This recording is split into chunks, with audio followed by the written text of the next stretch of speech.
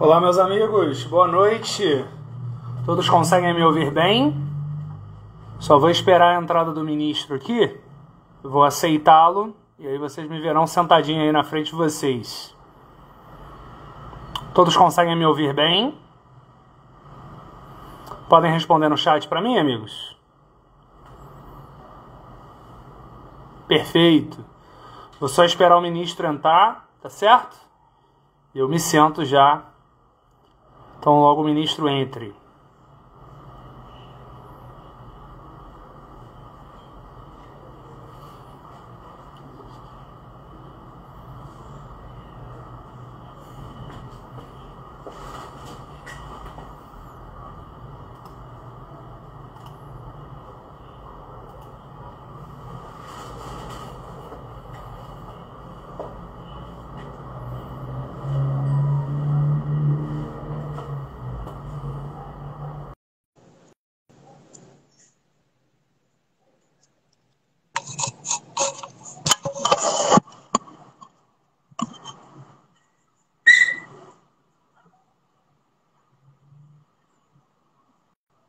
Já enviei o convite para o ministro aqui, só um minutinho, gente.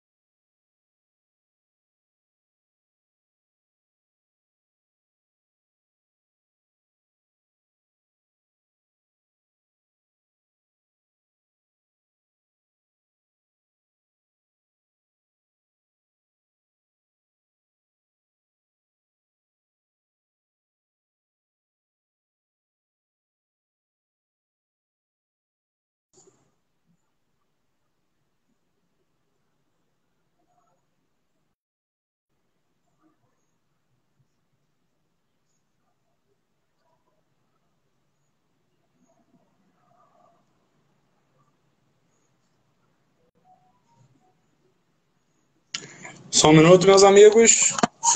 O ministro já está entrando. Estou só esperando o ministro entrar para a gente poder começar a nossa conversa.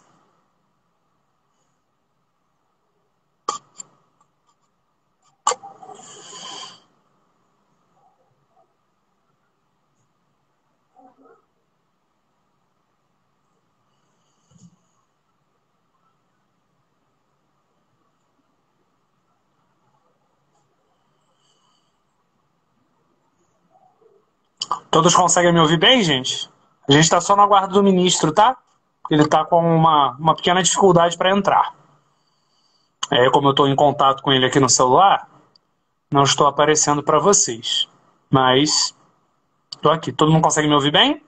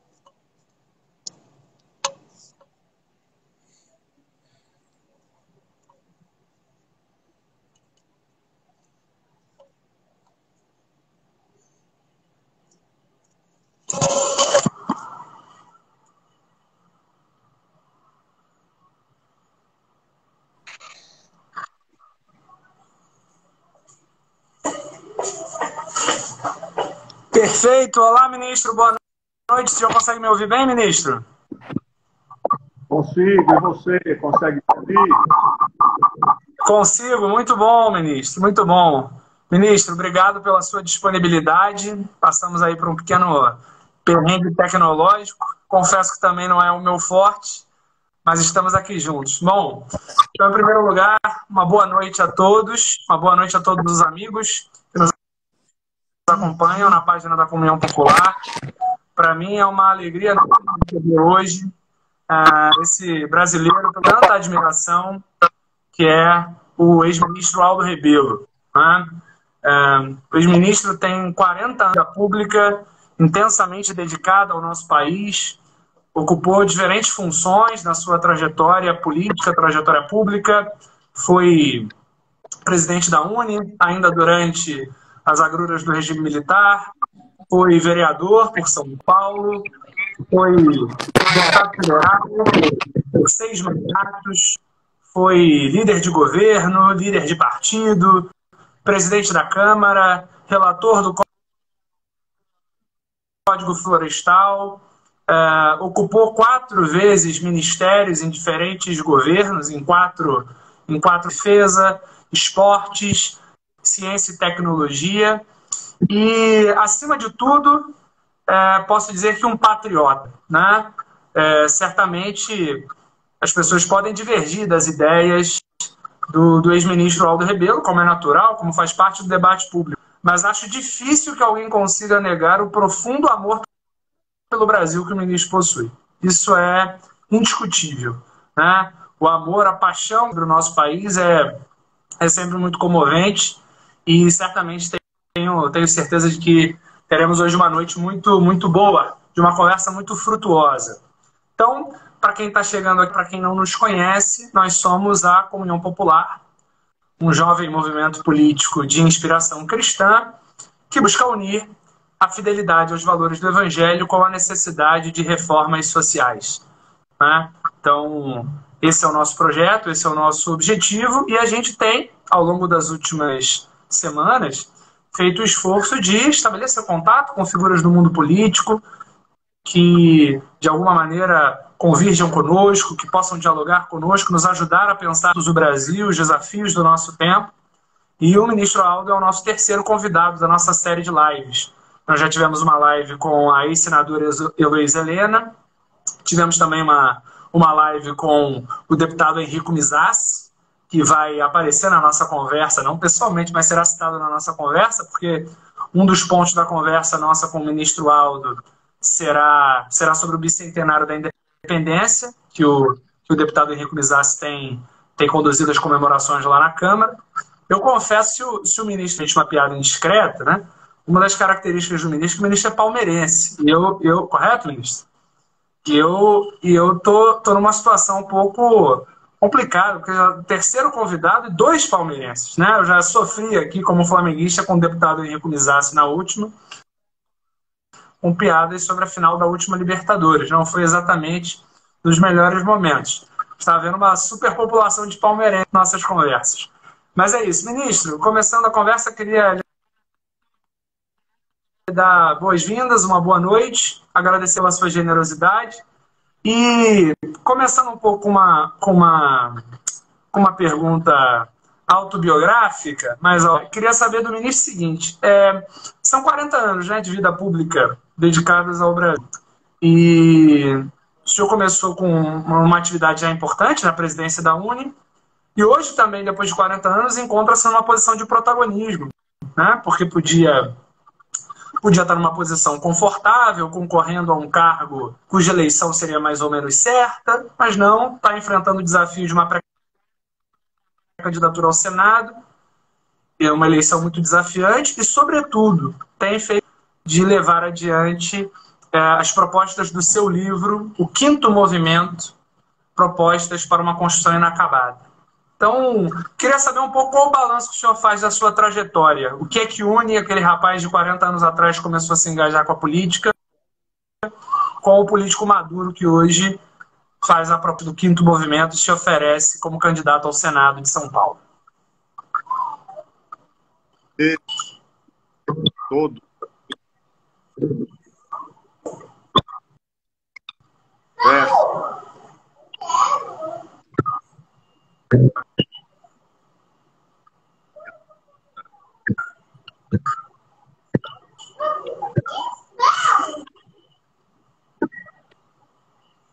A minha professora, e ao seu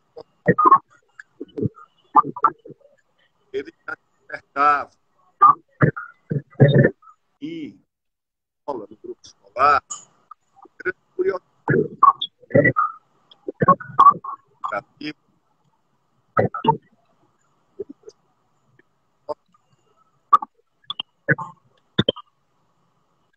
Mário, a, e,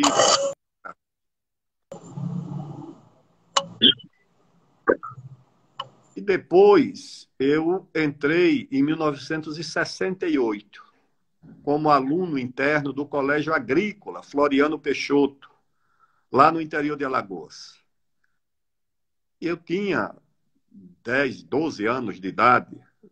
Naquele tempo a gente entrava para fazer o ginásio, o curso técnico e o ginásio você fazia no internato do Colégio Agrícola. Era uma forma de garantir aos meninos do interior que não tinham cidades onde não havia ginásio, que eles pudessem fazer o curso técnico agrícola. Ele oferecia o ginásio, e você ficava lá 7 anos. E 68 foi um ano de muitos acontecimentos no mundo inteiro, marcantes. Foi a data das passeatas estudantis do Rio de Janeiro e de São Paulo, foi a data da movimentação estudantil de Paris, da Tchecoslováquia, a morte do Robert Kennedy, o assassinato do Kennedy, do segundo, né, do irmão, nos Estados Unidos. E esses acontecimentos despertavam uma enorme curiosidade naqueles estudantes. Eu, apesar de muito jovem, já conversava sobre política com os alunos mais velhos, onde havia uma atividade grande da Juventude Estudantil Católica, JEC. A Igreja Católica tinha a sua atividade no meio dos jovens, a JUC, que era a Juventude Universitária Católica, a JOC, que era a Juventude Operária Católica, e a JEC, que era a Juventude Estudantil Católica. E eu sabia que havia essa influência dentro do colégio agrícola, que mobilizava os estudantes, principalmente do curso técnico, embora eu estivesse no primeiro ano do ginásio, mas já acompanhava. E quando meu pai morreu, eu fui, durante algum tempo, acolhido na casa de um tio-avô, que tinha muita curiosidade pela política, acompanhava e ouvia sistematicamente o noticiário, comentava. E eu, apesar de criança, ainda gostava de ouvir aquelas histórias e aqueles comentários, né, sobre a política no Brasil, no mundo, a corrida do homem à Lua, a disputa entre os Estados Unidos e a União Soviética. Eu creio que daí, quando eu cheguei na universidade, eu já tinha mais ou menos uma visão da política, né? Um interesse, uma curiosidade. E me engajei no movimento estudantil, entrei logo cedo no PCdoB, via uma prima minha e o esposo dela, que eram ligados ao PCdoB, e eu entrei no PCdoB e participei da vida política, já no centro acadêmico de Direito, depois reorganizamos o Diretório Central dos Estudantes. Quando a Uni foi reorganizada, em 79, eu fui indicado para integrar a diretoria da Uni. Eu fui o secretário-geral da primeira diretoria de reorganização da Uni e, em seguida, fui eleito presidente da Uni. E depois, é uma trajetória mais conhecida, né? Porque a presidência da Uni já tinha grande visibilidade. Fui vereador em São Paulo e, logo em seguida, me elegi deputado federal. Bem, mais alguma coisa?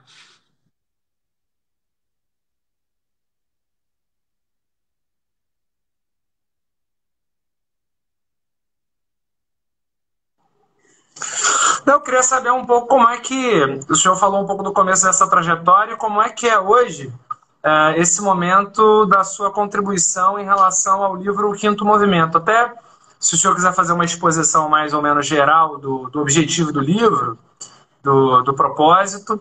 É uma obra que a princípio estava associada a uma pré-candidatura do senhor à presidência da República, né? Acabou que hoje o senhor está como pré-candidato ao Senado em São Paulo, mas continua levando adiante o Quinto Movimento, né, as ideias, e eu sei que o senhor fala muito sobre isso, em todas as suas entrevistas o senhor comenta, mas certamente tem gente aqui que ainda não teve a oportunidade de ouvir o senhor falar. O que é esse Quinto Movimento e quais são os grandes desafios que o senhor encara para o projeto de reconstrução do Brasil hoje?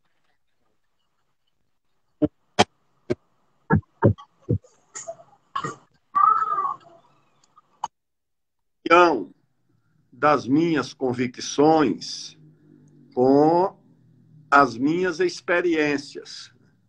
Eu, na verdade, devo dizer que o livro eu levei 50 anos para escrever. Botar no papel foi mais rápido, foi um curto período, mas a reflexão sobre o livro foi muito mais demorada. E o que é que tem o livro? É a história dessas convicções que eu fui alcançando. Eu vou até pegar um exemplar do livro, só um minuto.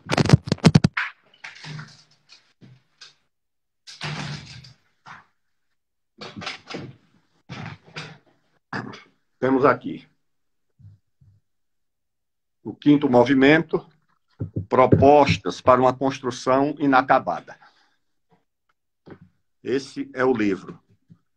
E eu reúno ali a minha convicção como nacionalista, como defensor dos direitos sociais, dos trabalhadores e do povo. E a minha luta, né, pela liberdade, pela democracia, essa tem sido a minha trajetória. Explico de onde vêm essas convicções. O meu nacionalismo é um nacionalismo dos países emergentes. O mundo, nos últimos 200 anos, tem contemplado a disputa entre dois nacionalismos. O nacionalismo dos países fortes, das nações imperiais, dominadoras, e o nacionalismo dos países emergentes, que é um nacionalismo defensivo, democrático. Esse é o nacionalismo que defende a liberdade, que não cobiça e nem pretende dominar outro país nem outro povo. Esses dois nacionalismos disputam no mundo até os dias atuais, tá certo? E eu faço, naturalmente, a opção pela centralidade da questão nacional. Eu acho que a centralidade da luta política no mundo de hoje é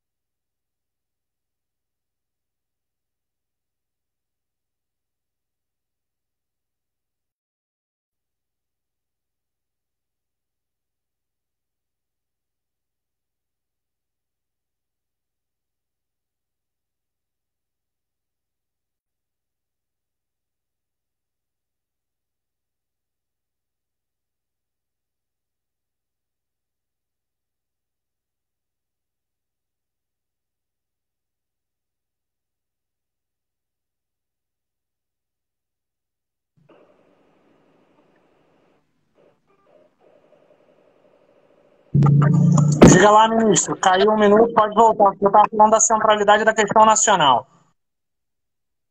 Pois é, centralidade da questão nacional, que é exatamente a ideia segundo a qual é em torno da independência nacional que as nações orientam a sua vida. Eu não concebo a existência de vida democrática verdadeira numa colônia e nem concebo a existência de direitos sociais reais numa colônia. E quando eu digo colônia, é uma colônia financeira, econômica, monetária, científica, tecnológica, cultural, diplomática ou militar. O colonialismo ele é exercido das mais diversas formas. Não me refiro apenas ao colonialismo clássico, da ocupação do território, das administrações coloniais clássicas. O colonialismo ele se reinventa.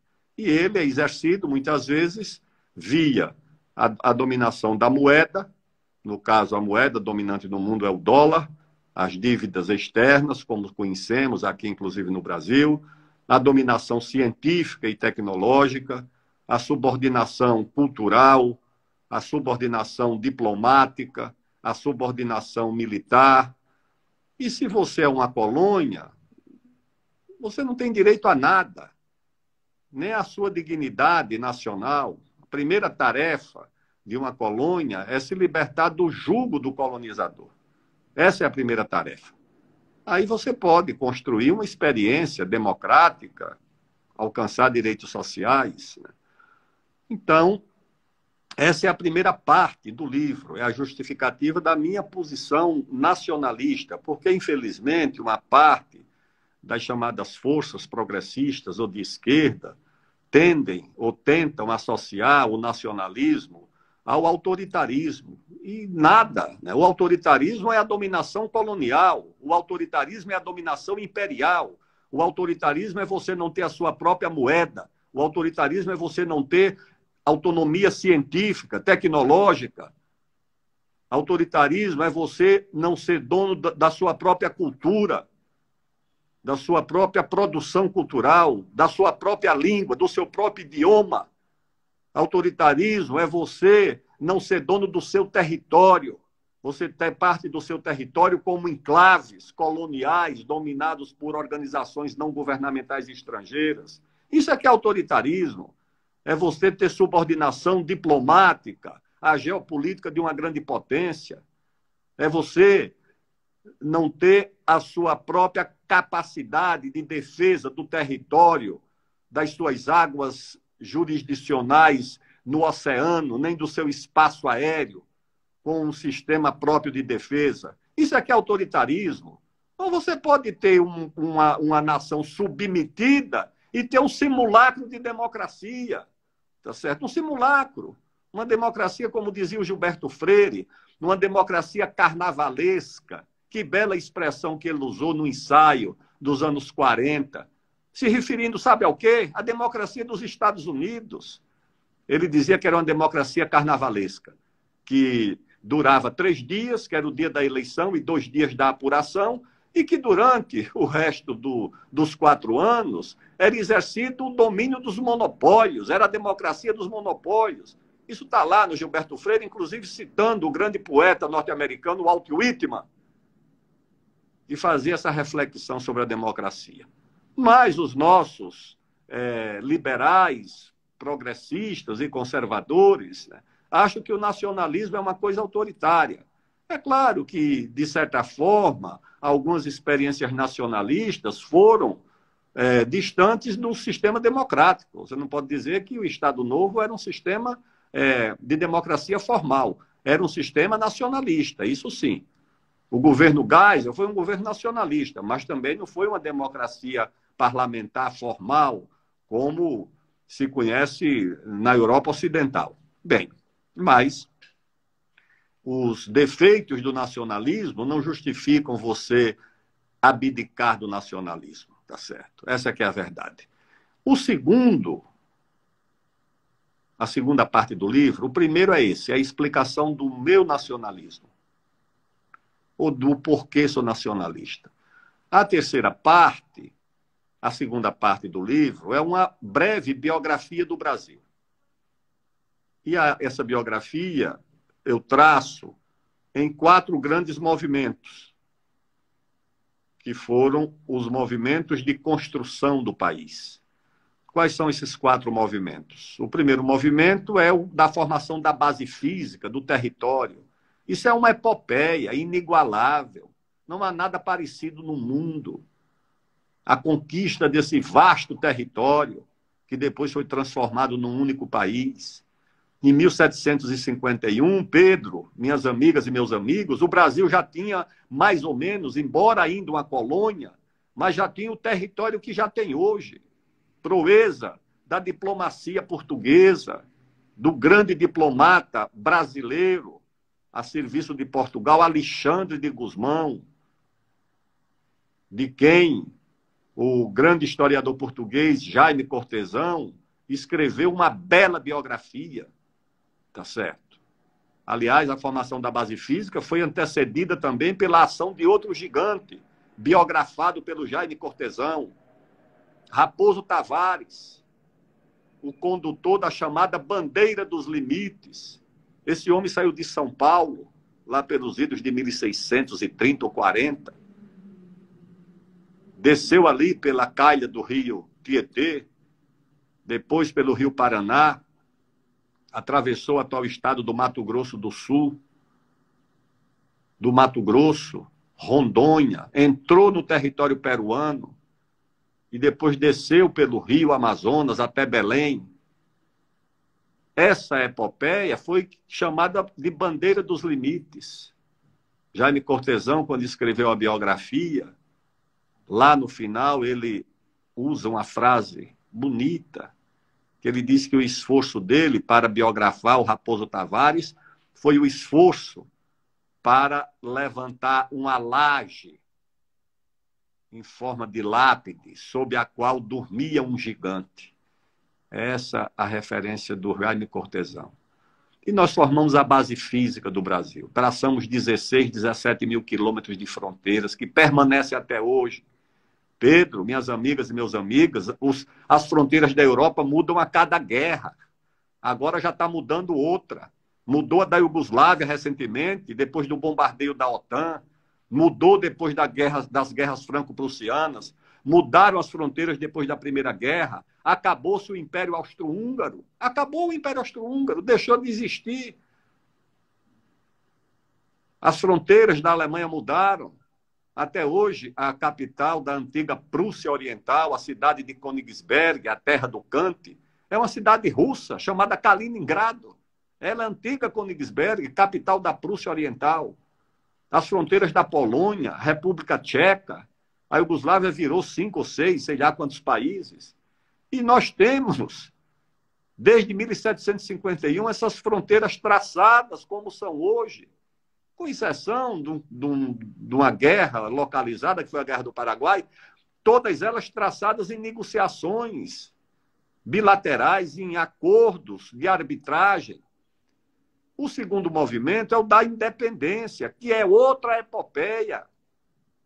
É que a história do Brasil já não é mais valorizada, já não é mais ensinada nas escolas. O que se ensina no Brasil é uma anti-história, é a história dos nossos erros, a história da nossa morbidez, a história do que deu errado, a história dos nossos fracassos, a história dos nossos vícios.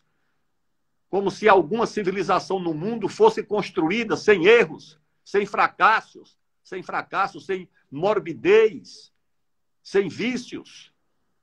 E as nossas virtudes são esquecidas, são desprezadas, são vilipendiadas. Tem um tipo de gente hoje que não quer ser mais brasileiro, quer ser descendente de europeu, descendente de africano. Ficam aqui os mestiços, os caboclos, completamente desconhecidos, apagados da memória do país, da história do país. E o Brasil ficou independente em outra epopeia. Nós ficamos independentes, eram maiores do que os Estados Unidos, do que a Rússia, do que a China. Os americanos eram ali aquelas 13 colônias da costa leste. E o Brasil era um continente já. É o segundo movimento. As colônias espanholas se tornaram 19 países distintos. As colônias portuguesas se transformaram num único país, dirigido por uma monarquia centralizada. O terceiro movimento é a consolidação da independência, que também pouca gente conhece. o país viveu as vésperas da fragmentação, da divisão.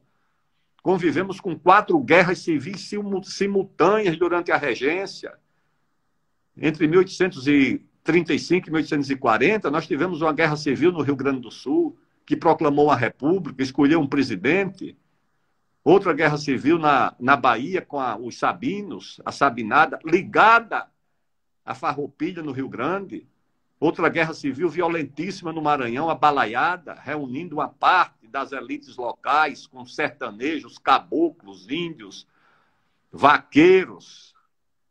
E outra violentíssima no Pará, a cabanagem, também reunindo fazendeiros, índios, cabanos, os caboclos, que são esses pescadores, esses ribeirinhos, esses seringueiros, são os colaterais desses caboclos amazônidas que se revoltaram, tomaram a capital, tomaram Belém.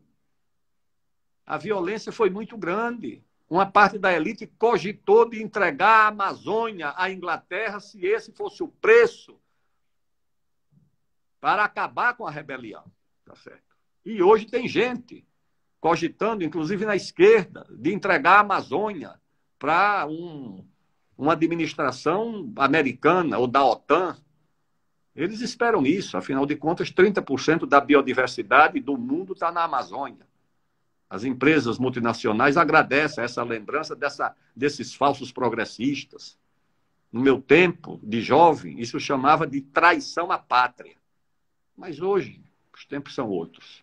Pode-se fazer impunemente a pregação da entrega da Amazônia aos estrangeiros. Pois bem, esse foi o terceiro movimento, da consolidação da independência, da unidade do país. E o quarto movimento foi a construção material, a industrialização com Vargas, a CLT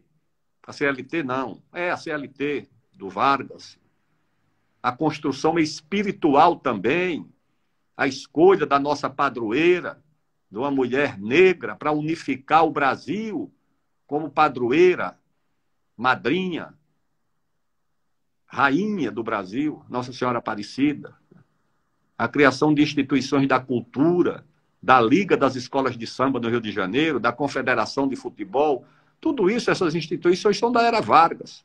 Depois a Petrobras, a Eletrobras, o acordo na Segunda Guerra.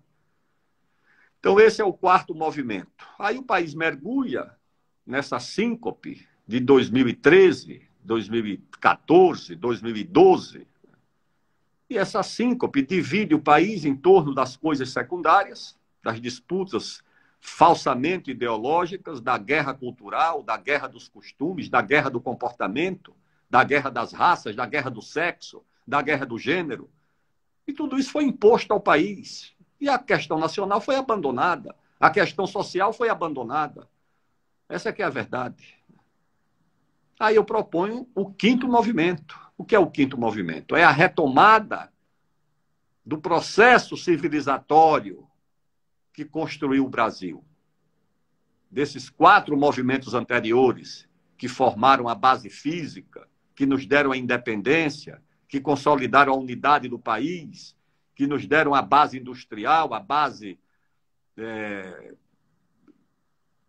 social, a construção das nossas instituições nacionais, eu proponho que esse seja o quinto movimento, a retomada. E proponho ali na área da economia, um caminho na área da ciência, tecnologia, da defesa, da Amazônia, da infraestrutura, da luta contra o racismo, da luta pela proteção e pela participação da mulher, da luta pela democracia. Eu tenho lá, são 16 ou 17 capítulos que oferecem uma reflexão sobre cada uma desses desafios para a construção do Brasil. Esse é o quinto movimento, propostas para uma construção inacabada.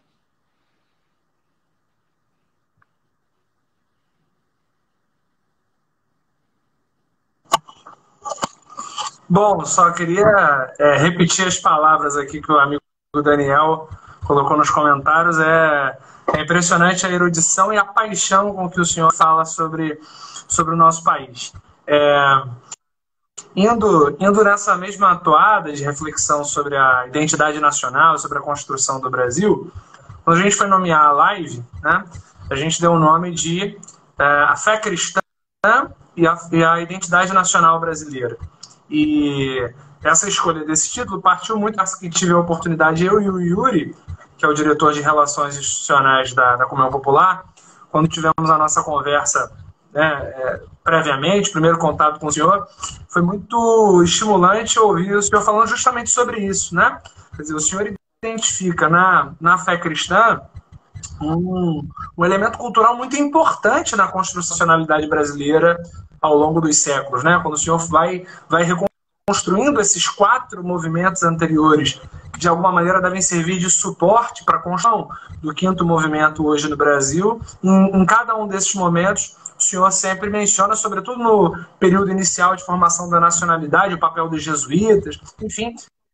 Queria ouvir um pouco o senhor falar sobre isso, sobre esse papel, para além do aspecto diretamente religioso, que evidentemente nós da Comunhão Popular somos um movimento de inspiração cristã, mas também do ponto de vista cultural mesmo para aqueles que não sejam pessoalmente cristãos, mas como compreender o papel do cristianismo dentro da formação da identidade nacional brasileira. Antes de eu responder, só um breve pedido para aqueles que estão chegando aí agora, sobretudo através do próprio ministro Aldo Rebelo, da página dele. Por favor, nós pedimos que vocês curtam a nossa página no Instagram, acompanhem o nosso trabalho.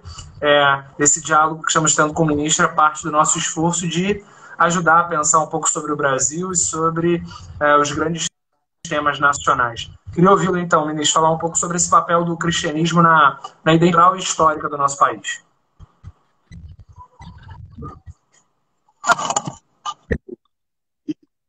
E vai muito além de uma manifestação religiosa, com as suas mais diversas confissões. O cristianismo no Brasil integra a nossa identidade nacional. Nós somos consequência da Contra-Reforma. Na sua formação, na sua gênese, o Brasil como civilização, o encontro aqui das populações indígenas com os portugueses e outros europeus e com as populações africanas, se deram sob o impacto e a presença das missões, dos missionários cristãos, os jesuítas principalmente. Eles estão ligados não apenas à formação do povo brasileiro, os indígenas, os mamelucos, os mestiços, que aqui foram sendo criados, fruto dessa fusão genética e cultural entre índios e portugueses, e depois entre esses mestiços, os portugueses, os índios e os africanos. Essa nova etnia, como disse o Darcy Ribeiro, foi profundamente marcada pela presença do cristianismo, principalmente dos jesuítas. Os jesuítas que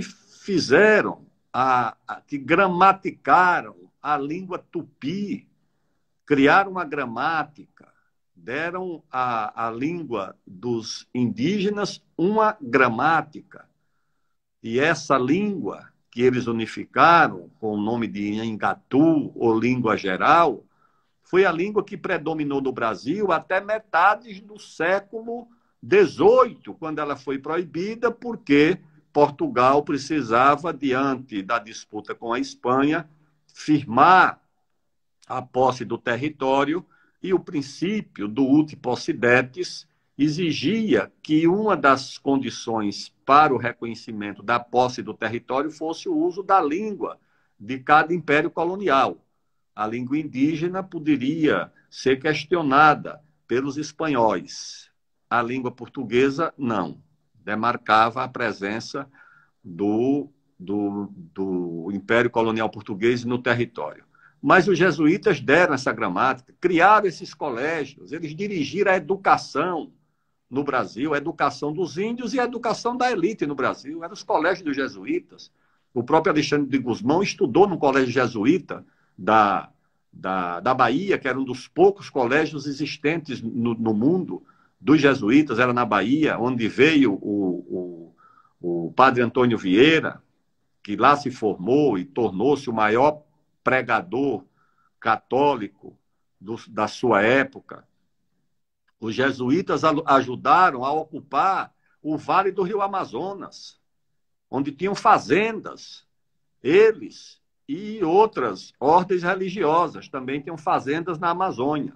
Aliás, tem um belo livro do século XVIII, do padre João Daniel, um jesuíta que viveu lá, deve ter administrado algumas dessas fazendas, sobre os costumes, sobre a cultura, sobre a economia da Amazônia, sobre a prática do comércio, a criação de gado. Se criava gado naquela época. Ele, inclusive, descreve como era o manejo do gado no Vale do Amazonas.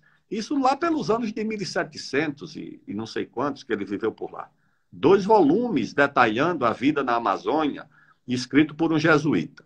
Então, os jesuítas ajudaram a criar as primeiras gerações de brasileiros, a educar, e marcaram naturalmente, com a sua presença, a nossa religiosidade, mais do que a religiosidade, a nossa cultura.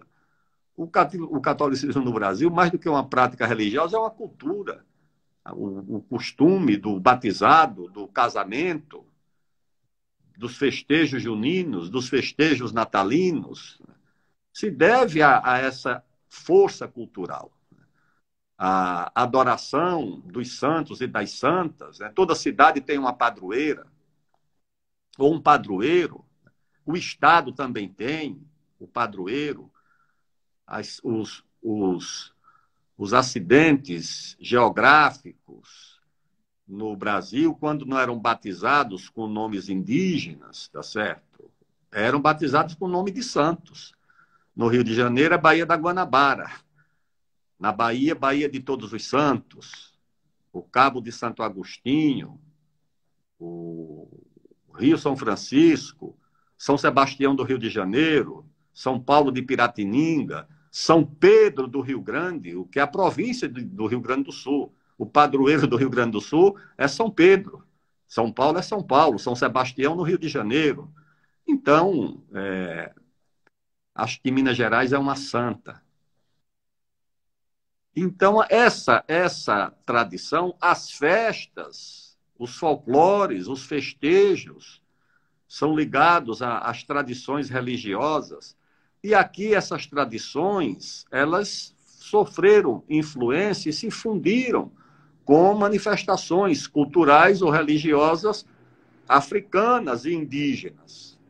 E você tem essa tradição no interior do Nordeste, no interior do Brasil inteiro, de Minas, de São Paulo.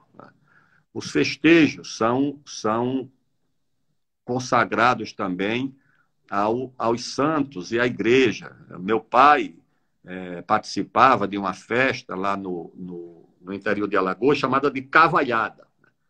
Cavalhada é uma manifestação cultural, folclórica, onde 2 grupos de cavaleiros, com a cor vermelha representando os muçulmanos e outra com a cor azul representando os cristãos, disputam uma gesta com as lanças para retirar uma argola, reproduzindo as lutas pela reconquista de Portugal e da Espanha, da dominação dos mouros, dos árabes.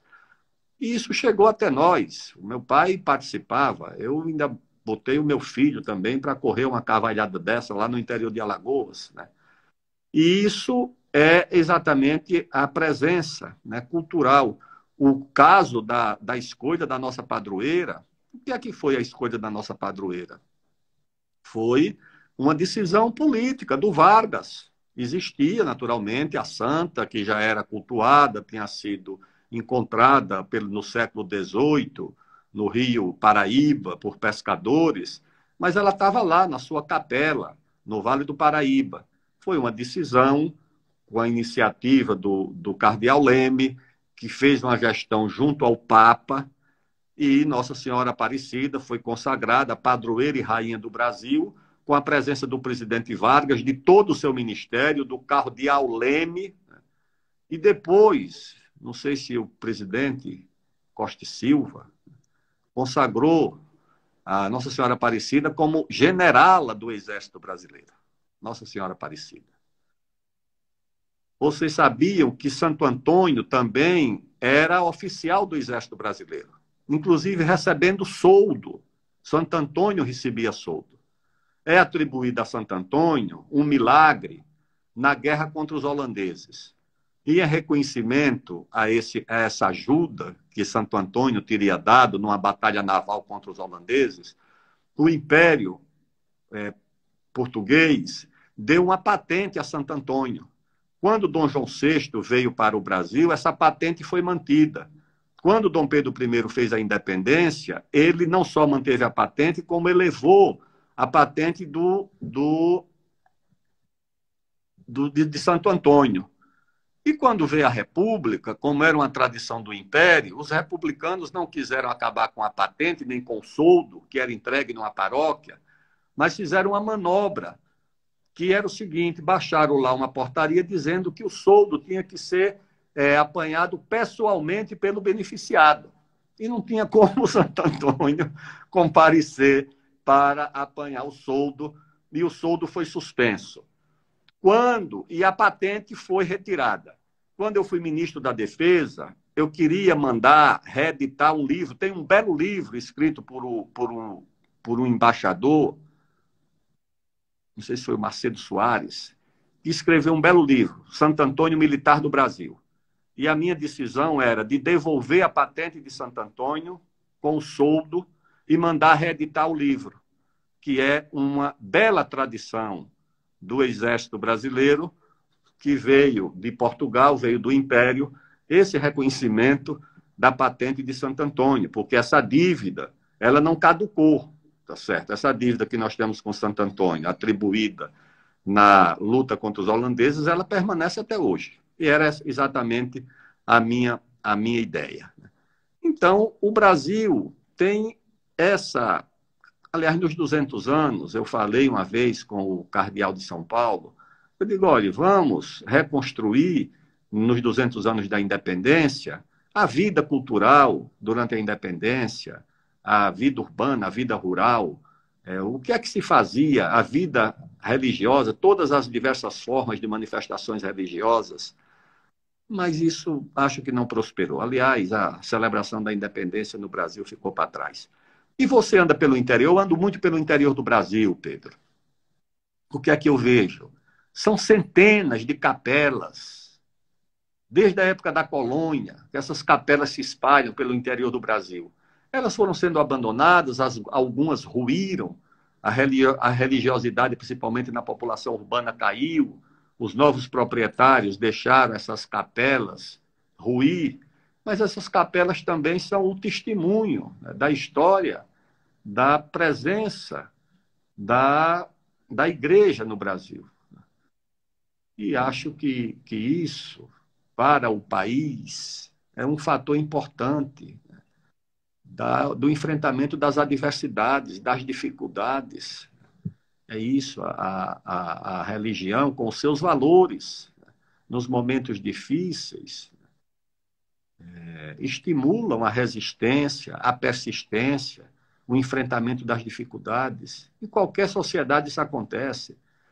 Na União Soviética, durante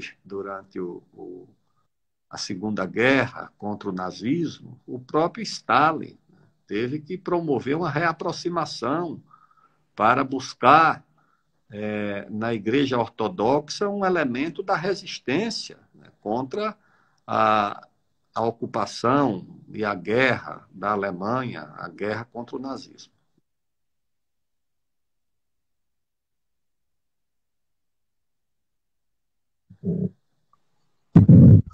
Uma alegria. É muito interessante, ministro. Uma coisa que eu sempre bato muito na tecla, e acho que é uma coisa que se fala pouco, né? o mérito do governo Vargas justamente na pacificação da questão religiosa, né? Quer dizer, evidentemente que o Vargas tem inúmeros méritos em vários campos, a CLT, a Petrobras, a Eletrobras, todo o desenvolvimento econômico do país, mas uma das grandes virtudes, né, da administração Vargas foi justamente a capacidade de pacificar a questão religiosa, né? Na época havia um laicismo muito agressivo ligado ao positivismo e que gerava uma espécie de alienação das elites em relação ao povo brasileiro, né? Na República Velha houve um tempo em que a comemoração da Revolução Francesa, a tomada da Bastilha, era feriado nacional, né? Por exemplo, o Natal não era. É uma coisa completamente desconectada do lastro histórico brasileiro. E o Vargas foi muito sábio nisso, porque ele conseguiu fazer esse tipo de valorização dos elementos simbólicos, mas sem com isso criar nenhum ambiente de coação, de perseguição religiosa contra grupos dissidentes, né, contra religiosos que não fossem... Então, tanto a introdução do ensino religioso quanto da assistência religiosa nas Forças Armadas, que foram decretos importantes do Vargas, se deram num clima de respeito às consciências, né? Foi uma inclusão facultativa, não havia coação. Ele soube reconhecer esse lastro histórico do cristianismo na formação brasileira, mas ao mesmo tempo reconhecendo a pluralidade de tradições religiosas no Brasil. Acho que é um dos e pouco lembrado da trajetória do presidente Vargas.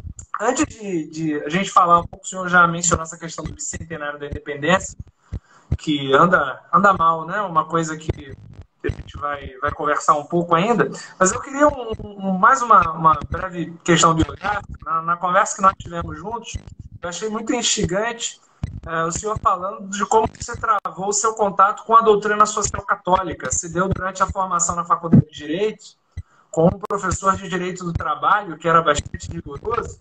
Acho que é uma história interessante para os nossos ouvintes, porque acho que é o tipo da pergunta que o senhor não deve estar muito habituado a responder. Eu achei muito fascinante a nossa conversa. O senhor foi citando várias encíclicas papais sobre doutrina social da Igreja de cabeça. Queria então ouvir um pouco o senhor falar um pouco desse seu conhecimento com a doutrina social católica. E, novamente, para os amigos que estão chegando aí através do Instagram do Ministro Aldo, convido todos a conhecerem o trabalho da Comunhão Popular e curtirem a nossa página, as nossas postagens. Diga lá, ministro.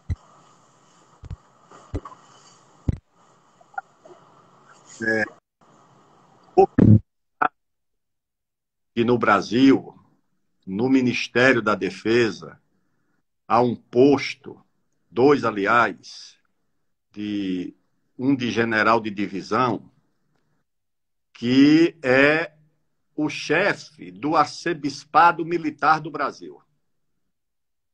E esse posto não é escolhido pelo governo brasileiro. Nós temos um general de divisão no Ministério da Defesa, é esse o posto dele, que é escolhido pelo Papa. O presidente da República apenas nomeia. O arcebispo militar do Brasil e o bispo auxiliar são escolhidos pelo Papa e removidos apenas pelo Papa. Nem o governo, nem o ministro da Defesa tem o poder de destituir ou de demitir o arcebispo militar do Brasil. Ele tem sala no Ministério da Defesa, ele tem o posto de general de divisão, ele recebe as honras militares de todas as patentes subordinadas a ele, porque tem capelão militar em todas as posições, né? De tenente, coronel, major, e ele subordina todos os capelães militares das Forças Armadas, do Exército, da Marinha, da Aeronáutica e das polícias militares. E, coincidentemente, quando eu estive lá, o arcebispo militar do Brasil, Dom Fernando, que tinha servido muito tempo em Roma, pernambucano, e o bispo auxiliar era um alagoano, da Polícia Militar do Estado de Alagoas, tá certo? Capelão militar do Estado de Alagoas, era o bispo auxiliar. E o arcebispo militar era um ex-bispo um bispo que tinha servido no Vaticano. E a curiosidade é essa. Eles têm esse posto, o arcebispo militar tem um posto de general de divisão, tem essa ascendência, é indicado pelo Papa e não pode ser removido nem demitido pelo presidente da República, nem pelo ministro da Defesa. E tem toda a sua estrutura no Ministério da Defesa. É o Brasil que é assim. Eu não sei de outro caso que possa ter uma coisa parecida. E isso é fruto de acordo internacional entre dois estados, entre o Estado brasileiro e o Vaticano. E isso só acontece, naturalmente, pela força, pela tradição e pela presença do cristianismo no Brasil. Isso não se justificaria de outra maneira. Eu estudei na Faculdade de Direito de Alagoas e tinha um professor muito rigoroso de direito do trabalho. Você tinha que se dedicar muito a essa disciplina. E, naturalmente, quando nós estudamos o direito do trabalho, nós começamos, naturalmente, pela origem do direito do trabalho. E aí nós, necessariamente, nos deparamos com a doutrina social da Igreja. Todas as suas encíclicas. Nós temos que conhecer, que estudar, que discutir.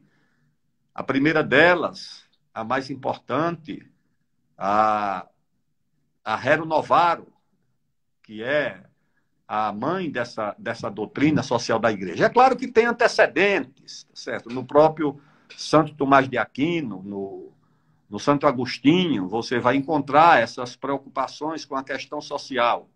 O Santo Tomás de Aquino dizia que é preciso todas as condições materiais para o exercício das virtudes do espírito. Ou seja, as condições materiais da vida, os direitos básicos da vida para você exercer as virtudes do espírito.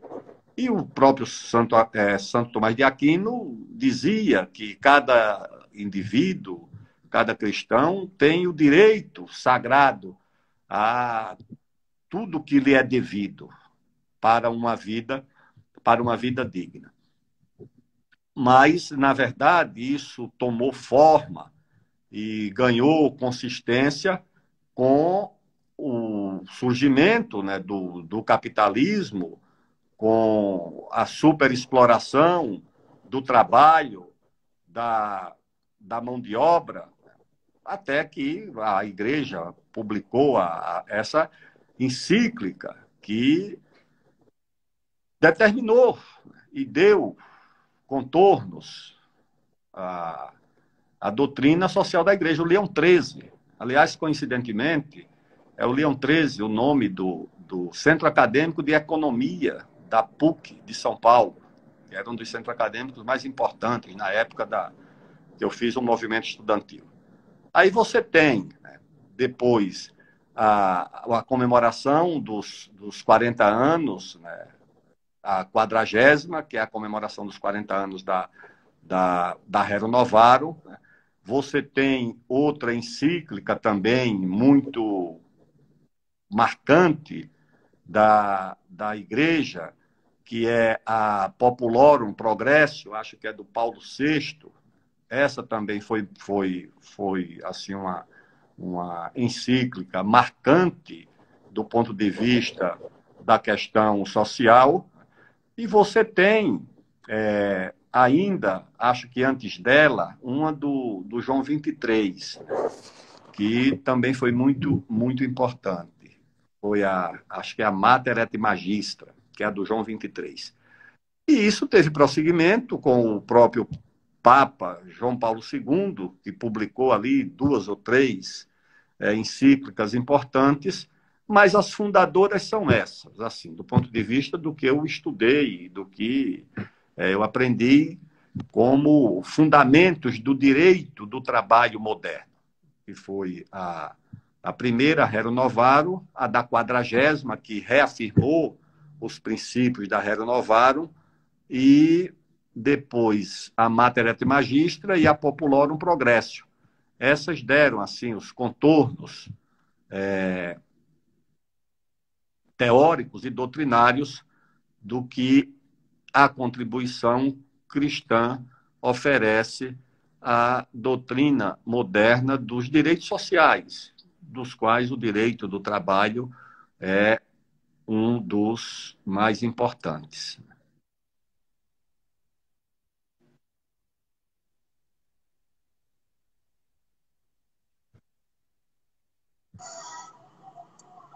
Eu já dei uma palhinha um pouquinho mencionando a questão do Bicícia. Acho que a gente percebe um contraste, né?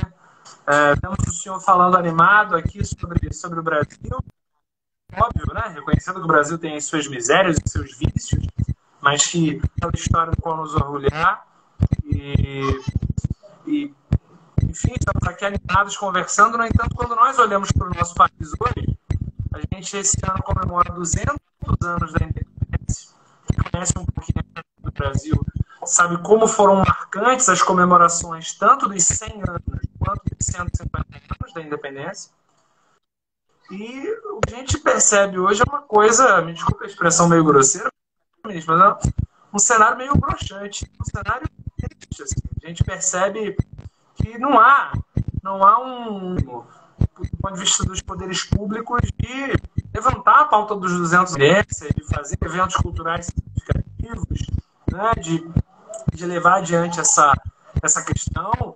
E é especialmente estranho, dado o fato que tem, né, na presidência da República um governo supostamente conservador, que se diz conservador, né, e um governo conservador deveria valorizar, acima de tudo, a tradição, a história das ações.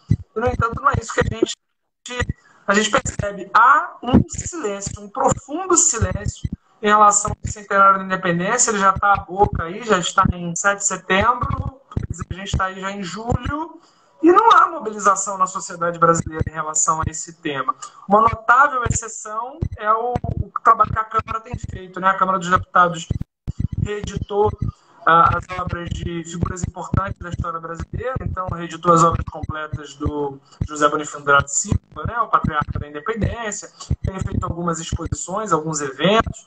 O deputado Henrique Mizassi, que nós recebemos aqui, tem levado muito adiante essa pauta, inclusive chamou mais de uma vez para se fazer uma presente nos eventos, palestra recentemente na Câmara. Perdão. Mas eu queria saber um pouco como é a sua esse cenário, se o senhor compartilha dessa tristeza por uma espécie de vazio que é na comemoração da independência.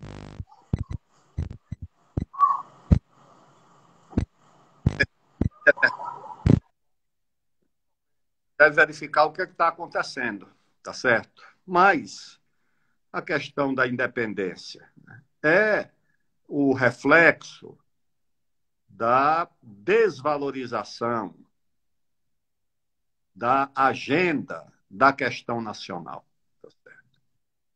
O país foi vivendo um processo crescente de desamor por parte dos seus filhos, quase que sem exceção.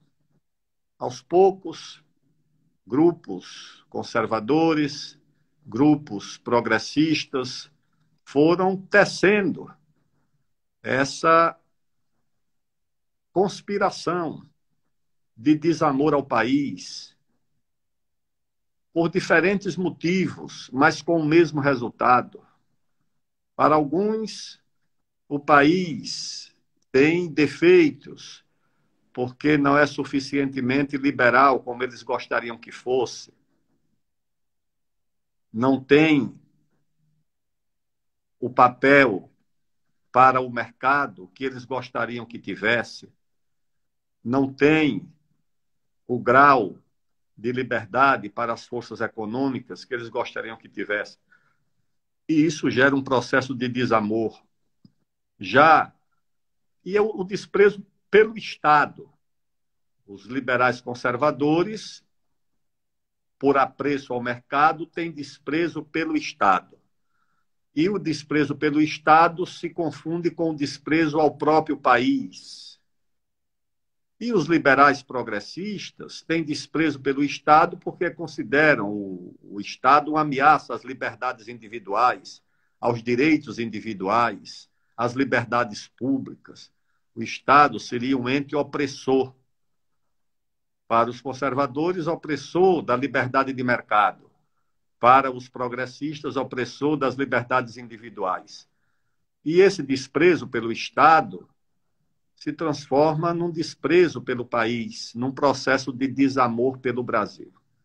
E isso, lamentavelmente, prosperou tanto que, hoje, grupos desorientados agridem os símbolos nacionais, as estátuas, a história, a memória do país, sem que se levante uma voz para defendê-la, tá certo? Essa aqui é a verdade. De tal sorte que nós chegamos aos 200 anos da nossa independência, a data magna, a data sublime, a data maior da nossa história nacional, sem que haja uma celebração à altura do momento. O governo federal não cuidou disso, o governo do estado de São Paulo, que é o palco, é o ambiente onde se deu a independência, Santos, o Ipiranga, o Solar da Marquesa, aqui perto da Praça da Sé, onde foi comemorada a noite do 7 de setembro de 22. Nada disso está sendo lembrado. 1922, o centenário, não. O centenário foi muito comemorado. Foi restaurado, inclusive, com marcos, o caminho de Dom Pedro, de Santos até o Ipiranga, que eu reconstituí numa cavalgada, que denominei Cavalgada da Independência. Eu fiz com as Forças Armadas, com a Polícia Militar de São Paulo, exatamente para reconstituir essa trajetória e esse momento. Então, o governador de São Paulo fez uma celebração à altura. São Paulo encomendou o monumento às bandeiras. Esse monumento levou 30 anos para ser construído, só foi entregue no quarto centenário de São Paulo, em 1954. Então, São Paulo, o Brasil comemorou o centenário da independência. Há uma rua em Alagoas, chamada Rua Jangadeiros Alagoanos, para homenagear 4 jangadeiros alagoanos, que para celebrar 4 homens simples, pescadores, que para comemorar a independência do Brasil, saíram de Jangada de Maceió para o Rio de Janeiro, para chegar no Rio de Janeiro no 7 de setembro de 1922. Foram recebidos pelo presidente, não sei se era o Epitácio Pessoa, não sei quem era o presidente, eles foram recebidos, foram de Jangada, de uma simples Jangada, de Maceió até o Rio de Janeiro. E estão lá celebrados, imortalizados numa rua de Maceió, que é a Rua dos Jangadeiros Alagoanos. E os 150 anos também. No Sesc Centenário, eu lembro, eu era menino, fui assistir os jogos, teve uma minicopa, que teve como final um jogo entre a seleção do Brasil e a seleção de Portugal, 1972. Os alunos recebiam ingressos de cortesia para comparecer aos jogos, trouxeram os restos mortais do Dom Pedro I, houve um filme, uma grande produção com o Tarcísio Meira sobre a vida do Dom Pedro, uma música que ficou imortalizada na memória dos que viveram aquele período. Esse foi o Sesc Centenário da Independência do Brasil. Rigorosamente, até o bicentenário da independência dos Estados Unidos foi mais lembrado no Brasil do que está sendo lembrado o nosso bicentenário. Eu lembro dos 200 anos, 1976, capa de jornais, de livros, de revistas, a celebração daquele momento da guerra das 13 colônias que conseguiram arrancar da coroa britânica a sua joia mais preciosa.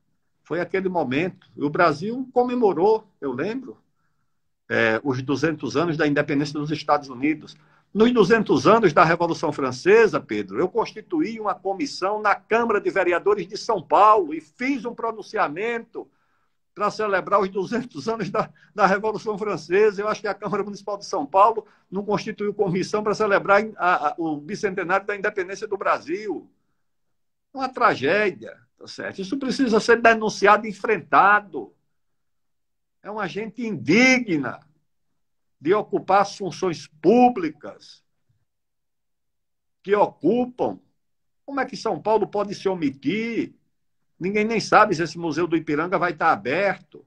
Quando eu fui chefe da Casa Civil, deixei uma comissão constituída para a celebração, visitei o Instituto Histórico e Geográfico aqui de São Paulo, visitei o Museu do Ipiranga, trouxe um grupo de especialistas para que a gente cuidasse do bicentenário na cidade de São Paulo, no Ministério da Defesa, cuidei para que, junto com o Itamaraty, a Câmara dos Deputados, e com Portugal, trazer Portugal aqui, fazer uma celebração com os nossos vizinhos.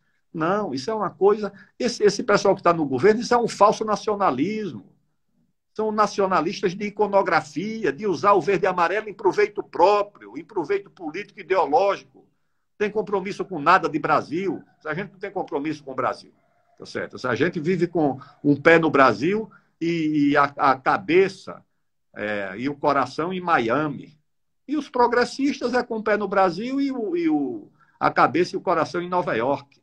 Tá certo? Eles são satélites do Partido Democrata e do Partido Republicano. Não tem nada a ver com o Brasil, essa gente, pelo amor de Deus. Então é isso. Então o Brasil vai passar pelos seus 200 anos e o pior poderia acontecer, que era uma contra-celebração, ainda foi ensaiada. Uma historiadora do Rio de Janeiro escreveu lá um manual de ataques ao Zé Bonifácio. O Zé Bonifácio não foi nada daquilo, o Zé Bonifácio não foi ninguém, o Zé Bonifácio não foi nada. Era um falso cientista, um falso líder, uma tragédia. Eu digo, olha, a anticomemoração é o que está por vir. Dizer que a nossa independência não foi uma independência, foi uma cortesia recebida pelo correio, como disse uma vez um prócer venezuelano, tá certo? Que o Brasil é assim. Os americanos escrevem a história deles a partir do que deu certo. Aqui nós escrevemos só o que deu errado. O que deu certo, a gente esquece.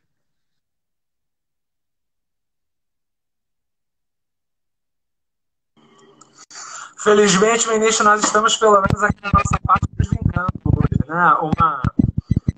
Observou uma coisa curiosa quando nós anunciamos a live, né? A live originalmente está marcada para amanhã, para terça-feira, que é o dia que a gente normalmente faz, mas o senhor não poderia, então antecipamos para hoje e acabou caindo no 4 de julho, que é o aniversário da independência americana, né? Nós estamos pelo menos nosso pequeno exercício de pôr os pingos nos is. Hoje, nesse dia 4 de julho, para tantos brasileiros que são americanistas e preferem pensar ou com a cabeça de Miami ou de Nova York, nós vamos fazer o 4 de julho falando sobre o nosso país. Bom, ministro, uma pergunta que eu queria fazer também, acho interessante, é a seguinte: é possível ouvir o senhor falar e não lembrar de Ariano Suassuna, né? Sei que o senhor tem uma relação de amizade com ele, pessoal, uma relação de carinho, e Suassuna é para nós para nós um exemplo, né? Ele é nosso patrono, nossa grande referência. Eu queria ouvir um pouco o senhor falar sobre ele, mas pode ser específico. Eu sei que o áudio não está muito bom, então vou tentar ser direto. Geralmente o Ariano é muito lembrado como romancista. Certo? Ele foi um grande escritor de literatura, como romancista, como teatrólogo, mas o Suassuna foi mais do que isso, né? O Suassuna foi um pensador do Brasil. Né? Ele foi alguém que nos ajuda a refletir sobre o sentido da identidade para a posição que ele fazia entre o Brasil oficial e o Brasil real. Então, eu queria ouvir um pouco o senhor falar da sua relação pessoal com ele, da obra literária extraordinária que o Suassuna tem, mas quais são as grandes luzes que ele nos oferece para pensar sobre o nosso país hoje?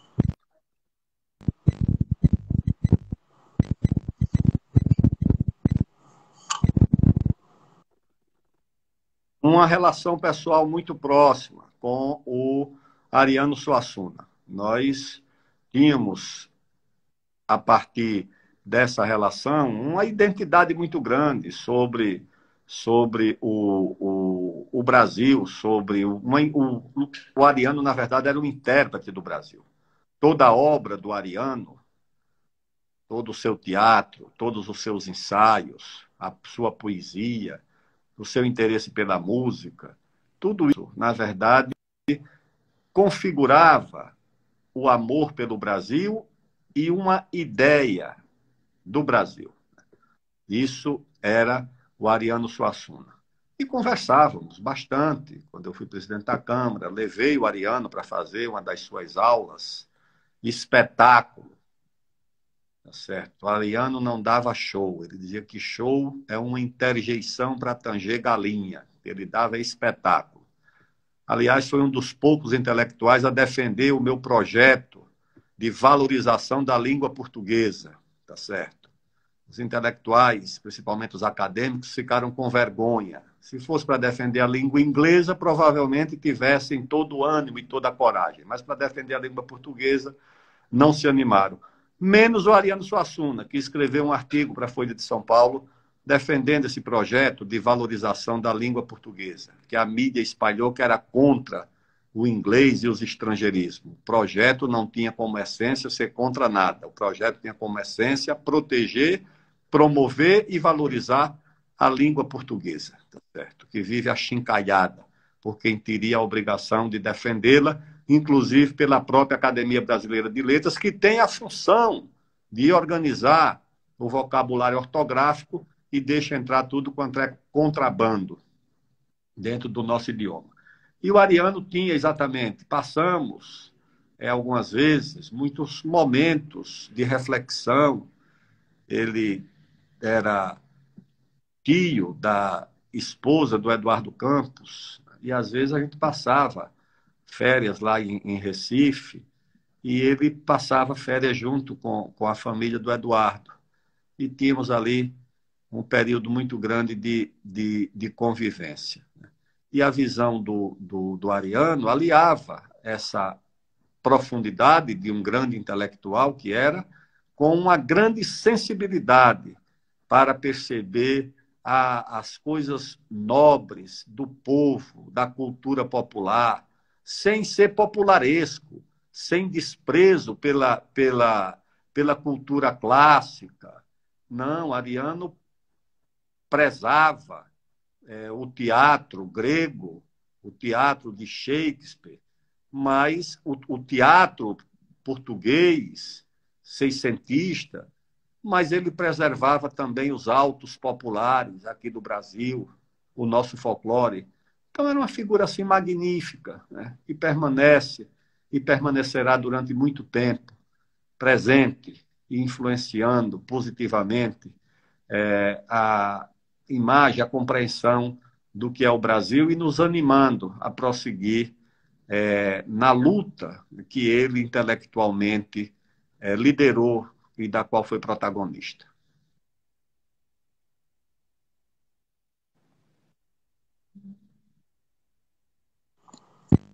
Perfeito. Para os nossos ouvintes aqui, eu sei se o ministro conhece, se não conhece, sugiro. Eu vou até gravar um vídeo sobre em algum momento.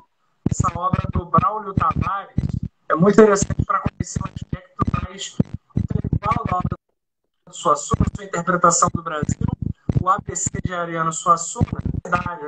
Então, João Grilo, Quaderna, viagens, enfim, lecionar, a atividade do Suassuna como professor. Então, é um abecedário, através de certas palavras-chave, faz um esforço de apresentar tanto a biografia do Suassuna quanto as suas ideias sobre o Brasil. Acho que é uma obra muito interessante. O Braulio é um profundo conhecedor da obra do Suassuna, do mestre Suassuna. Pensando um pouco sobre o Brasil hoje, apesar de se falar muito pouco sobre o centenário da independência, fala-se a eleição, né? Nós nos aproximamos aí e se fala o tempo todo da eleição e a gente vê um país conflagrado, dividido e, para além de opções eleitorais, o senhor sempre reafirma muito como o que falta é a discussão daquilo que é de mais essencial, né? Quer dizer, para além da fulanização, do votar em A ou votar em B, o que falta é uma discussão substancial sobre os grandes temas nacionais. Então, queria ouvir um pouco o senhor falar sobre isso, sobre como debates secundários têm obstruído os grandes debates nacionais. O senhor sempre fala muito disso quando falou da questão do identitarismo, mas não só. Queria ouvir um pouco quais são essas forças e esses interesses que têm dado tanta centralidade ao que é secundário e têm tirado de foco os grandes desafios que o nosso país precisa enfrentar. À medida em que você abandona o eixo em torno do qual o partido pode ser mobilizado para enfrentar os seus desafios, que é a questão nacional, a retomada do crescimento, a retomada do desenvolvimento e das medidas que podem ensejar essa retomada, medidas econômicas, medidas na área de ciência, tecnologia e inovação, na área de infraestrutura, na Amazônia, na fronteira agrícola, na fronteira mineral, na política externa. Tudo isso tem como eixo a questão nacional. Quando você abandona a questão nacional, você abandona o debate em torno do que é essencial. Então você vai discutir se vai ter golpe ou não vai ter golpe, se as urnas eletrônicas estão boas ou não estão. Você vai discutir se o problema racial é a questão central no Brasil, se a questão de gênero é a questão central. Claro que você tem que incorporar a luta contra o racismo, a luta pela promoção e pela valorização da mulher como parte da agenda nacional. E não como negação da agenda nacional. E não como contraponto à agenda nacional. Que é o que esses movimentos promovem. Quando eu era ministro da Defesa, tinha lá um grupo de trabalho para promover a valorização da mulher nas atividades de defesa. O que era que eu dizia? Eu digo, olha, o primeiro passo, antes de apresentar uma plataforma de reivindicações, nós devemos promover o reconhecimento de uma dívida do Brasil, da sociedade brasileira, para com as mulheres e o seu esforço na construção nacional. Quando nós reconhecermos essa dívida, o espaço da mulher será muito mais facilmente assegurado. E essa dívida começa com as nossas donatárias das capitanias de Pernambuco e de São Paulo, duas mulheres que chefiaram as duas únicas capitanias que prosperaram na primeira divisão administrativa do Brasil. Nossa dívida com as mulheres indígenas, com as nossas matriarcas indígenas, a paulista, a bartira, a baiana, a paraguaçu, a pernambucana, a bira, a Maria do Espírito Santo Arco Verde, a dívida com a Maria Quitéria, com a Filipa Marisqueira na Guerra da Independência. Nós vamos criar essa dívida, reconhecer as mulheres e não fazer um contraponto à questão da mulher contra a questão nacional, a questão racial contra a questão nacional. É como se o Brasil, se a nação fosse a própria morbidez do sistema escravista. Eu digo, não, nós vamos exaltar o Zumbi dos Palmares. Eu fui o autor do projeto de lei que tornou o 20 de novembro data nacional. Não precisou nenhuma ONG, aliás, nenhuma apareceu para fazer nada em torno disso, tá certo? Eu fiz porque reconhecia o papel do zumbi na formação do Brasil e na história do Brasil. Fiz a lei para transformar o ano de 1995, que era o ano da morte dele, os 300 anos da morte de Zumbi, no ano Zumbi dos Palmares, e o Fernando Henrique sancionou essa lei, e tornando o 20 de novembro data nacional. Não para contrapor a questão da luta contra o racismo à questão nacional, Tá certo? Então, é a questão nacional que é a questão central. Mas aqui no Brasil, você retirou a questão nacional e transformou essa chamada agenda da biologia, dos traços biológicos das pessoas, em substituição à ideologia, como a agenda central. E aí está essa confusão aí. O resultado é esse que está aí. A agenda dos costumes, a guerra identitária, a guerra cultural, a guerra daquilo. E o país vai sendo deixado de lado. Como é que o Brasil vai voltar a crescer, minha gente? Como é que vai enfrentar os desafios? Para ir se desindustrializando, aqui em São Paulo, fecharam 3 fábricas da Ford um dia desse. Fechou uma no Ipiranga, fechou uma em Taubaté, fechou uma lá em São Bernardo. Eu vi a notícia nos jornais. Toda a fábrica da Ford sendo vendida para uma imobiliária.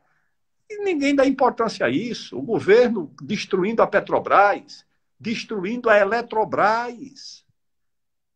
Agora quer privatizar os Correios. Instituições formadoras do Brasil, construtoras do Brasil, mas não, o pessoal vai para a Paulista para a guerra dos costumes. As passeatas não têm nada a ver com o interesse nacional, isso não mobiliza nem a juventude mais. Ninguém entra mais numa sala de aula para defender uma causa comum, uma causa geral. Entra para defender causas identitárias, não, isso não pode, isso tem que ser enfrentado, pessoal. Isso é uma coisa de dissolução do interesse da luta mais elevada, tá certo? Eu fui aqui convidado para ser pré-candidato ao Senado por São Paulo. Tudo bem, vamos. Fui convidado pelo Ciro, pelo PDT, pelo Lupe. Vamos enfrentar essa batalha com todas as suas dificuldades. Eu fui seis mandatos de deputado federal por São Paulo, fui chefe da Casa Civil de São Paulo, fui vereador aqui em São Paulo. Todos os ministérios eu fiz coisa aqui por São Paulo. Tem uma presença em São Paulo, é o Estado que me adotou e que eu adotei politicamente, tá certo? E debater São Paulo é debater o Brasil. A desindustrialização, quando acontece, ela acontece principalmente em São Paulo. Se a Ford fecha 4 fábricas, 3 em São Paulo. O programa nuclear brasileiro está em São Paulo. O programa espacial brasileiro está em São Paulo. O maior laboratório de aceleração de partículas da América Latina está em São Paulo, um dos maiores do mundo, lá em Campinas.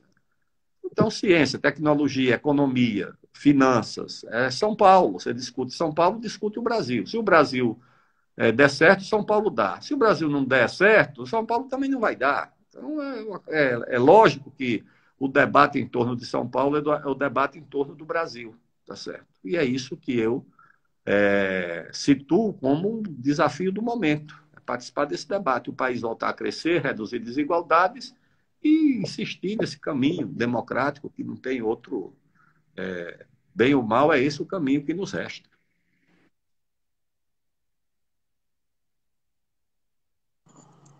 Perfeito, ministro. Aproximando do final da nossa conversa, uma última pergunta que eu queria fazer ao senhor é interessante ouvir o senhor falar, muitas vezes me vem à mente o Papa Francisco, né? O Papa Francisco, ele frequentemente fala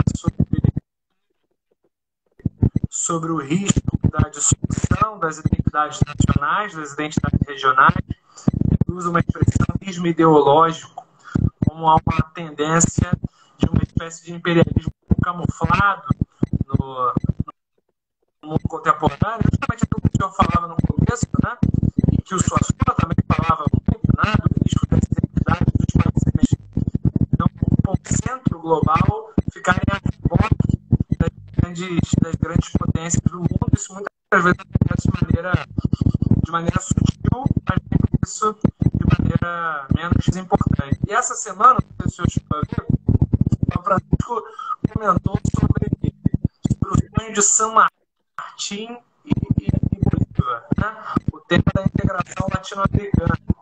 O Papa Francisco, a trajetória dele, sabe que é bem natural falar sobre isso, porque o Papa teve uma formação peronista, né? O Papa teve contato com o peronismo argentino durante a sua juventude. E eu queria ouvir um pouco, o senhor falou muito da centralidade da questão nacional, mas evidentemente que numa região como a América Latina, justamente vítima dos colonialismos e ismos, o tema da integração regional também é um tema muito importante. o senhor que teve experiência como ministro da Defesa, como é que o senhor vê a relação entre questão nacional e integração latino-americana? Olha, a pergunta foi muito prejudicada pela qualidade do som. Está havendo algum problema com o som, mas, pelo que eu compreendi, é sobre a relação do Brasil com a América Latina e a integração latino-americana. Você sabe que esse projeto de integração transformou-se em um artigo, em um inciso da nossa Constituição. No parágrafo 4º da nossa Constituição, estabelece que um dos objetivos do Brasil é constituir uma comunidade latino-americana de nações. Isso não é uma coisa fácil, porque a América Latina, quando você considera a América Central, principalmente, tem uma forte influência dos Estados Unidos. Está, embora geograficamente próxima, mas economicamente, culturalmente, geopoliticamente, muito distante do Brasil. Eu acho que o mais correto é o Brasil começar esse processo de integração, cuidando da integração do que está muito mais próximo de nós, que é a nossa vizinhança aqui, a América do Sul, o subcontinente. Aí sim, aí nós temos todas as condições de projetar um processo de integração econômico, cultural, político, diplomático, militar, de infraestrutura, já projetos traçados, já de infraestrutura não apenas de transporte, de infraestrutura energética. Nós temos todas as condições de autossuficiência em energia, dispondo dos meios que tem o Brasil e alguns dos nossos vizinhos, como a Venezuela, por exemplo, a própria Argentina. Integração de segurança alimentar. Brasil, Argentina, Paraguai e Uruguai compõem uma das grandes bacias de grãos e de proteínas do mundo. O Brasil, a Argentina, o Uruguai e hoje o próprio Paraguai também, o Mercosul, são grandes produtores de proteína, tem grandes rebanhos bovinos. O Brasil tem 200 milhões, o Uruguai tem 10 milhões, a Argentina deve ter 40 milhões ou mais, o Paraguai já tem também um rebanho considerável, somos grandes produtores de soja, de milho, de trigo. Então, a América do Sul é uma bacia de produção de energia, com petróleo na Venezuela, energia hidráulica no Brasil, na Argentina. O Brasil também tem petróleo e gás, de grãos, de proteína. Então, isso aqui nos dá todas as condições para essa integração. E o Brasil tem um papel de liderança natural. Eu presidi reuniões do Conselho da Unasul, do Conselho de Defesa da Unasul. Os países da América do Sul reconhecem, pela geografia, pela base física, pela economia. O Brasil tem mais de 50% do PIB sul-americano. Faz vizinhança com todo mundo, menos com o Chile, com o Equador, mas a vizinhança não é geográfica, mas é cultural, de laços antigos com os nossos dois vizinhos. Quando o Peru e o Equador fizeram uma guerra lá por uma questão de fronteira, chamaram o Brasil para ser o mediador desse conflito. O problema é que o atual governo resolveu transformar as relações do Brasil com seus vizinhos em relações ideológicas, em confronto com a Venezuela, porque o governo não é da mesma linha ideológica dele, entrou em confronto com a Argentina, entrou em confronto com a Bolívia, entrou em confronto recentemente com outros vizinhos aí, sei lá, o Peru, o Chile. O Brasil não tem essa tradição, nós não fazemos relações com os nossos vizinhos a partir de ideologia, são relações de Estado, são relações mais do que de Estado, relações entre nações, entre povos. Governos passam. Hoje você tem um governo mais conservador, de direita, amanhã você tem um mais progressista ou de esquerda, mas o Brasil não deve se pautar por isso. Só essa gente desavisada, desorientada, o Ernesto Araújo, queria fazer uma guerra contra a Venezuela, usando os americanos contra um vizinho nosso, um desorientado completo. Mas, se essa diplomacia do Brasil retornar ao seu leito natural, aos apontamentos do patriarca da independência, do nosso pai da diplomacia brasileira, o Rio Branco, nós vamos repor as nossas relações no caminho da nossa integração. E a integração é essa. É a integração política, diplomática, cultural, militar, energética, de transporte. Nós temos todas as condições para fazer isso, tá certo? Não nos custará muito. E o resultado é muito promissor. Se você tiver, como a teoria dos círculos concêntricos, a nossa vizinhança pacificada, aí você se lança no processo de integração latino-americano, tá certo? E depois você vai para a África Ocidental, que é essa África aqui do Atlântico Sul, próxima de nós, né? Esses países da África Ocidental. Depois você pode descer um pouco mais para a Antártida. Então, o Brasil tem vocação para exercer aqui no seu entorno estratégico uma liderança natural. Tem como alguém contestar isso, certo? A presença do Brasil, geopolítica, diplomática e militar nesse entorno, como está lá no nosso documento, Estratégia Nacional de Defesa, é uma coisa natural e inconteste. Precisa ter os meios militares para exercer essa liderança com autoridade. Porque se você não tiver uma esquadra, duas, aliás, uma aqui no Rio de Janeiro e outra lá no Maranhão, onde, quando eu fui ministro da Defesa, fui lá com o comandante da Marinha, o comandante do Exército, para separar uma área que pertencia ao Exército para a Marinha construir a base da sua segunda esquadra. Se você tiver os caças operando, o submarino nuclear, aí o Brasil vai dispor dos meios, né, para exercer a sua liderança nacional, a sua liderança diplomática e geopolítica nesse entorno estratégico que vai do Atlântico Sul, a África Ocidental, a América do Sul, até a Antártida.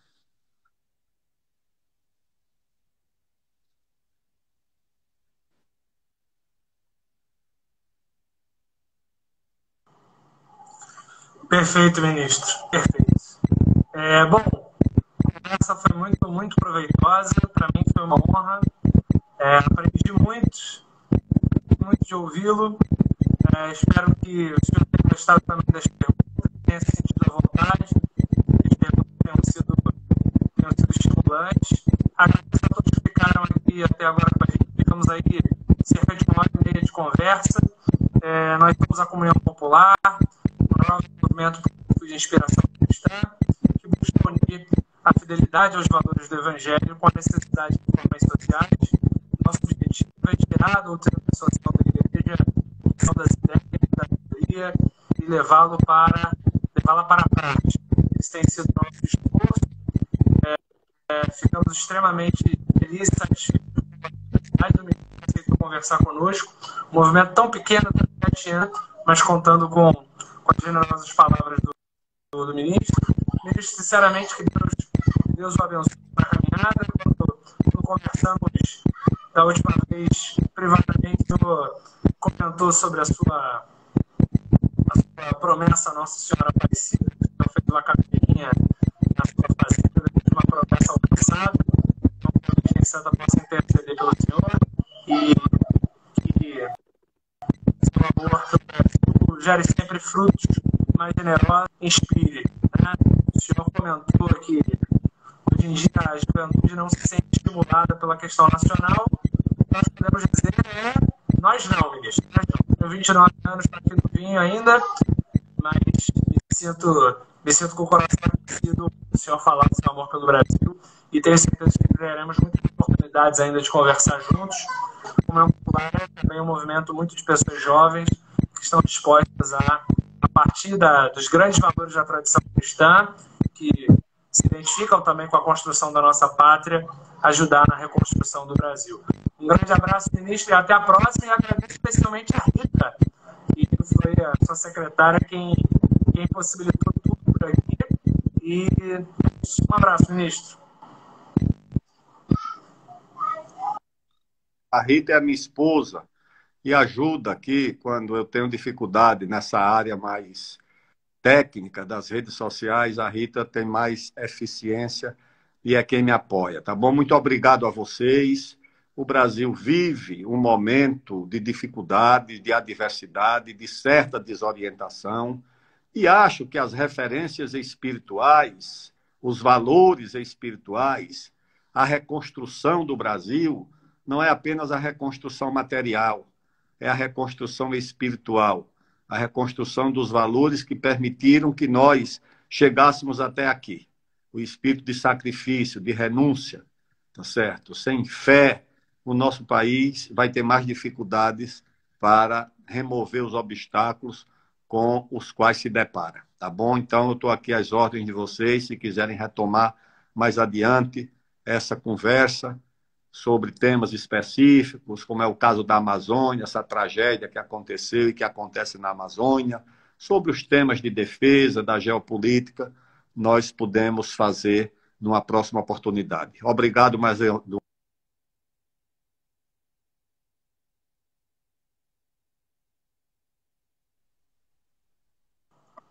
Um abraço, meus amigos, e quem está ouvindo aí, por favor, siga a página da Comunidade Popular. Um grande abraço, meus amigos. Um grande abraço. Desculpem os problemas técnicos.